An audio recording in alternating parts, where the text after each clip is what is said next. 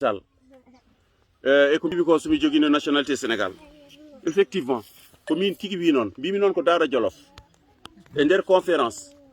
wodi namniɗo mi holi leñol ɓurgol yidde fulɓe walla leyɗele ɗe jaamiɗe e aduna he holto jimiɗo fulɓe jiɗa mbimi hay nokku won darinoɗo caggalam wi kam Sénégal mbimi ɓeɗo ɓuuri anje pullo ɓeɗo ɓuuri wonde haasideji pullo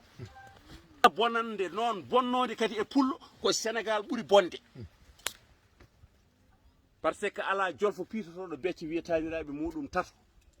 ala hen gonɗo pullo bangi mum bangi bamum on jolfo ala ɗo e Sénégal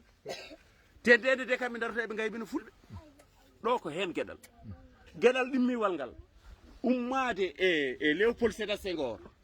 Abdou Diouf Abdoulaye Wade ha yetti e Macky Sall ƴettoje ɗi jinnaɗo mum Macky Sall ƴetteteɗe ala e mabɓe meɗe ƴettede ɗum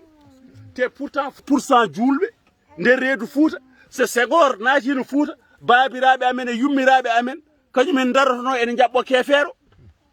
mbimi Alhaji Seydou Nourou Tall kañum rokki Senghor pouvoir mo jogui o madde Seydou Nourou wona kaɓateɗo walla wonano pullo walla wonano ko pullo walla cikkoton ko on saaha fulɓe galano bawɗo laamade Sénégal ha Seydou Nourou tota ɗum Léopold Sédar Senghor kono min galano ngal haasidagal nde wonno mawɓe amen jiyatno tan ko kodden e dow jaam gurden e dow jaam Abdou Diouf ari la même chose Macky Sall laamo Sénégal tan Sénégal wi ene fuusa han oɗon jooɗo oɗon ƴatto jinnaɓe muɗum ha min ga paami ndeke yummum Macky Sall kala ɗo ƴatta kala yummum ɓi pullo ƴattama ɗon saabu o ƴattora ko sababuni ko pullo rewi ha jogui jambaragal woodi jooɗiɓe e nder réseau ji sociaux ji ene ƴatto Cheikh Souleymane Baal ene ƴatto yummum Cheikh Oumarul Foutiyou Adama Aïssé mi suuɗani kuɗel moggani leggel mbimi ko Adama Aïssé yummum Cheikh Oumar cukalon tokson ngol leñol ene ƴattore noon joni noon ko en laamiɓe ko en anduɓe ko en alɗuɓe yimɓe joguima jambaragal wadde en ni ɗo gonɗen ɗo en piyani ɗumen soɓe keedno ɗo keɗɗen ɗo hande holkoɓe jogori wadden so Macky Sall yiɗi wadde 3e mandat e 7e mandat yo wat so déposi yo fulɓe gotanmo so wi o haari pullo goɗɗo darima e dinguiral hay sinno mbimi ko leggal mi wiyani ko neɗɗo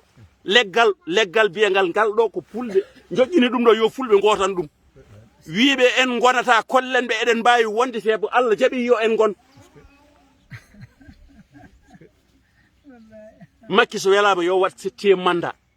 so welama yo wat 1000 mandat o wawa wadde Afrique ko meeɗa ko waɗede Afrique Selun Dalen Diallo ñanden holko haɗira laamu Côte d'Ivoire ɗa holko Alassane Ouattara waɗi c'est pas la première fois et c'est pas la fin du monde wona o fuɗɗorto te wona ɗo aduna gasirta so Macky yiɗi yo wat 4e mandat haaloɓe e mandat Macky mandat nangam e nangam gande ko ɓen goni haasideji mon ko gujjo moytoto ko wona needi ko ha fewto e kaake janane aroɓe ɓe ene punta en aroɓe ɓe ene punta en ene jalana en fof ko yo en jeebo ha laamu yalta juuɗe men ɓe dañanoɓe koyniri en ɓe dañanoɓe piiri en ɓe dañanoɓe keptiri jawɗele men wadde so tawi ko Macky goote so wona Macky goote ñande fof ko ɗum kalantumi mawna moɗo mbimi wonde ay Macky oɗo joni minen min kalta hen haydara soɓe ƴattima noon mamin jofto ɓe ɓurani min wawde wolof